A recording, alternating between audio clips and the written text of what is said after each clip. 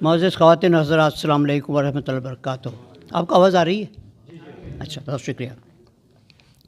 سب سے پہلے میں قمر صاحبہ کا بہت مشکور و ممنون ہوں کہ انہوں نے مجھے دعوت دی قائد اعظم پر کچھ خیالات پیش کرنے کے لیے، لیکن اس سے قبل مرحوم ڈاکٹر غفار اعظم صاحب نے یہ فرمائش کی تھی کہ میں کچھ قائد اعظم کے بارے میں کچھ آپ کے سامنے کچھ خیالات پیش کروں۔ یہ اللہ کی مرضی تھی کہ وہ میری تقریر یا میرے بیانات سے پہلے وہ اللہ کی رحمت پر پہنچ گئے۔ حقیقت میں یہ انہی کی تجویز تھی، انہی کا یہ خیال تھا۔ اور قائد اعظم کے بارے میں تو بہت کچھ کہا جا سکتا ہے اور بہت کچھ لوگوں نے کہا بھی ہے، لکھا بھی ہے، اور آئندہ بھی لوگ کہتے رہیں گے، لیکن میرا خیال ہے کہ قائد اعظم کے بارے میں بہت لمبی بات کرنے کے لیے اب آج وقت نہیں ہے۔ میرا یہ خیال تھا کہ 2 قسمیں تقریریں ہونی چاہیے۔ پہلی قسط تو یہ ہو کہ قائد اعظم کی ذاتی زندگی کے بارے میں کچھ کہا جائے، وہ بھی بڑی لمبی داستان ہے، اور اس کے بعد کسی اور روز ایک تقریر ہو جو ان کی سیاسی زندگی کے بارے میں کہا جائے۔ تو مجھے پتہ نہیں اب وقت کتنا ہے، کافی وقت گزر چکا ہے، 10 بجے ختم کرنا ہے جی۔ تو بہتر یہ ہے کہ میں یہ تقریر آپ کے سامنے نہیں کروں گا، شاید کبھی کسی اور وقت میں کروں گا۔ نہیں، چونکہ وقت نہیں، کہ انصاف دینا چاہیے۔ ظاہر بات ہے کوئی تقریر اگر ہو تو پھر باقاعدہ ٹھیک سے ہونی چاہیے، ورنہ سرسری باتیں تو کوئی بھی کر سکتا ہے۔ قائد اعظم بہت عظیم انسان تھے، اس میں کوئی شک کی بات نہیں۔ اس حد تک کہ جو ان کے سیاسی مخالفین تھے وہ بھی اس حقیقت کو تسلیم کرتے ہیں کہ قائد اعظم بہت ہی عظیم انسان تھے۔ ہم آج کی بات کریں، میں نے جیسے کہا آپ سے کہ میں تقریر نہیں کروں گا، جو میری تقریر کے 2 قسط میں نے سوچے تھے، ایک تو ذاتی زندگی کے بارے میں، پھر ان کی سیاسی زندگی کے بارے میں۔ تو لیکن میں مختصر، چونکہ وقت بہت کم ہے، کر دیجیے آپ تقریر، ہم مشاعرے کو 2 شعر پڑھوا لیں گے لوگوں سے، کہ وقت چلا جائے گا، وقت کافی ہو جائے گا، میرا خیال ہے بہتر ہے۔ تو میرا خیال ہے کہ میں آج کی بات کروں۔ آپ کو شاید پتہ ہوگا، اور جو لوگ باعلم ہے، باشعور ہے، بالخصوص آج کل کی سیاست کے لیے پاکستان اور ہندوستان دونوں میں 2 قسم کے تاریخ نویش یا تاریخ کا جائزہ لینے والے لوگ ہیں، جنہیں ریویژنسٹ کہا جاتا ہے۔ ریویژنسٹ کا مطلب یہ ہوتا ہے کہ جو تاریخ جو عام طور پر لوگوں کے سامنے پیش کی گئی اس کو پھر سے دیکھا جائے، جانچا جائے، اور کوئی نئی ترجمانی کی جائے، یعنی کہ ایک new interpretation to be given to facts which are presented hitherto in historical terms. تو یہ ریویژنسٹ جو ہے یہ 2 قسم کے ہیں۔ ہندوستان میں ایک ریویژنسٹ دور شروع ہو چکا، اور یہ ریویژنسٹ دور جو شروع ہوا، بالخصوص میں آپ سے ظاہر کر دوں کہ میں اپنی تقریر نہیں کر رہا ہوں اس وقت، میں صرف مختصر آج کے ریویژنزم کے بارے میں بات کرنا چاہتا ہوں۔ وہ یہ ہے کہ بالخصوص جو بی جے پی کا عروج ہوا، آپ جانتے ہیں بھارتیہ جنتا پارٹی جو آج کل نریندر مودی کی جو حکومت ہے اسے بی جے پی بھارتیہ جنتا پارٹی کہتے ہیں، اور اس کے فلسفے کو اس کے فلسفے نے جو عروج پایا، اس کا نتیجہ یہ ہوا کہ جو ہندوستان میں انٹلیکچوئل اب تک خاموش بیٹھے ہوئے تھے وہ اجاگر ہو گئے، اور انہوں نے سوچا کہ جو تاریخ 1947 کے بعد اور اس سے پیشتر بھی جو ہمیں سکھائی جاتی تھی اور سکھائی جا رہی ہے اب تک، اس کو پھر سے دیکھا جائے، پھر سے جانچا جائے۔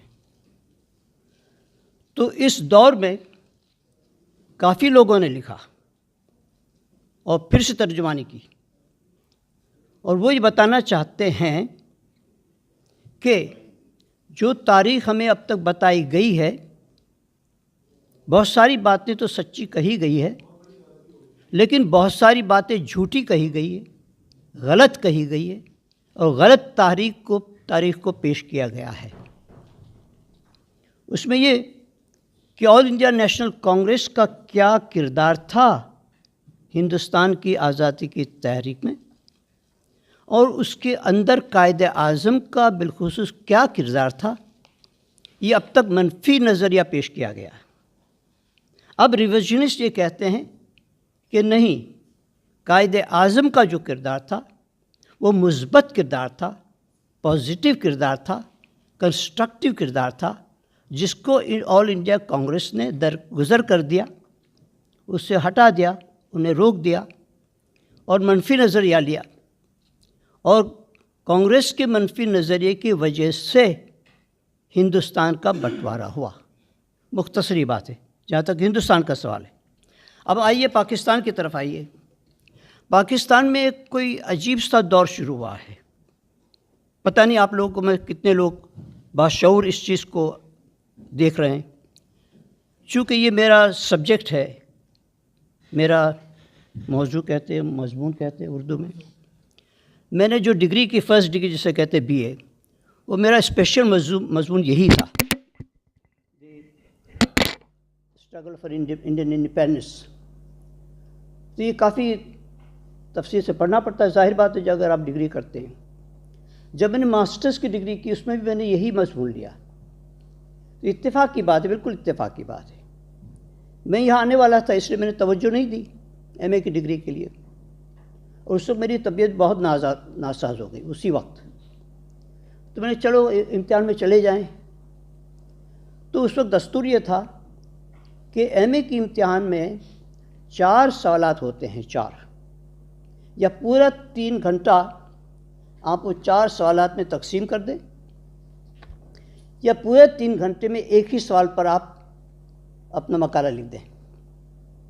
تو چونکہ یہ میرا خاص مضمون تھا، جس میں کافی میری زندگی کا کافی عرصہ گزرا تھا، پڑھنے میں، لکھنے میں، بولنے میں، تو میں نے اس پر 3 ہی گھنٹے تک میں نے لکھ دیا، 3 گھنٹے ایک ہی موضوع پر۔ تو میں نے سوچا ناکام ہو تو کوئی بات نہیں، کیونکہ مجھے تو یہ رہنا نہیں، میں لندن جانے والا ہوں، اور میں نے قیاس کر لیا کہ میں تو ناکام ہو ہی جاؤں گا۔ اتفاق سے چونکہ جو باتیں میں نے لکھی تھی، مجھے احساس تھا کہ جو ایگزامینر ہوگا اسے پسند نہیں آئے گی، تو اتفاق سے میں کامیاب ہو گیا، بالکل اتفاق سے۔ بہرحال وہ بات الگ ہے۔ کہنا یہ چاہتا ہوں پاکستان میں جو ریویژنسٹ ہیں، وہ ریویژنسٹ میرے نقطۂ نظر سے بڑا غلط اور منفی نظریہ پیش کر رہے ہیں، اس حد تک کہ پاکستان کی بنیادوں کی جڑوں کو کاٹنے کی بات کر رہے ہیں۔ قائد اعظم کی بہت تفصیل میں نہیں جاؤں، بالکل مختصر میں اب بات کر کے ختم کرنا چاہتا ہوں۔ وہ یہ کہ قائد اعظم کو اس طرح سے پیش کیا جاتا ہے، اور آپ نے شاید سنا ہوگا زرداری کے الفاظ بھی بڑے منفی الفاظ استعمال کیے کہ پاکستان کوئی تحریک تھی نہیں، it was not a movement, it was جو کچھ بھی۔ تو ایسی باتیں۔ تو ریویژنسٹ جو ہے ان میں بہت سارے ہیں، بہت سارے ہسٹورینز ہیں، جن کو آپ یوٹیوب پہ بھی سن سکتے ہیں، میں نے بھی سنا ہے، اور مجھے بڑی فکر ہونے لگی، اور میں ان کا مقصود نام نہیں لوں گا۔ وہ یہاں تقریر کر چکے ہیں، وہ 1-2 تو یہاں آ کر تقریر کر چکے ہیں، اور بڑی عجیب سی باتیں کری انہوں نے۔ ایک تو یہ کہنے لگے قائد اعظم پاکستان بنانا چاہتے ہی نہیں تھے آخر وقت تک۔ اب یہ دلیل دیکھیے، جس نے پاکستان بنایا، آخر وقت تک جس نے جدوجہد کی، اس کے لیے یہ کہ پاکستان بنانا چاہتے ہی نہیں تھے۔ تو ایک بات، ایک ریویژنسٹ بات ہے۔ دوسرا یہ بات ہے کہ پاکستان کو اسلام سے کوئی واسطہ نہیں، کوئی واسطہ نہیں۔ پاکستان کے ایک جونیئر سفیر تقریر کر رہے تھے، تو تقریر کرتے کہتے پاکستان اسلام کے لیے نہیں بنا، مسلمانوں کے لیے بنا۔ تو میں نے کہا اسلام اور مسلمان میں فرق کیا ہوتا ہے؟ بغیر اسلام کے مسلمان کیسے ہو سکتا ہے؟ یعنی کیسی بات ہے کوئی؟ تو میں آپ سے گزارش یہ کرتا ہوں کہ جب آپ پڑھیں تو سوچ کر پڑھیں، سنیں تو اس پر سوچیں کہ وہ کیا شخص کون بول رہا ہے اور اس کا پس منظر کیا ہے، جو مقرر ہے یا اسکالر ہے اس کا پس منظر کیا ہے، یہ بھی بہت جاننا ضروری ہے۔ کیونکہ بہت سارے لوگ پاکستان کے اندر جو پاکستان میں پیدا ہوئے، جنہوں نے پاکستان کی تحریک میں کبھی حصہ بھی نہیں لیا، ان کو پتہ بھی نہیں کہ پاکستان کیسے بنا، کیا کیا مشکلات، تکالیف اور قربانیاں دے کے بنا، ان کو کوئی احساس ہی نہیں ہے۔ یہ اپر مڈل کلاس کے لوگ ہیں اور وہ اپنے آپ کو انٹلیکچوئل کی طرف پیش کرتے ہیں اور انہی لوگوں کو آگے کیا جاتا ہے تاکہ یہ پاکستان کی بنیادوں کے خلاف بات کریں۔ السلام علیکم ورحمۃ اللہ۔ یہ تقریر میری ادھار رہی۔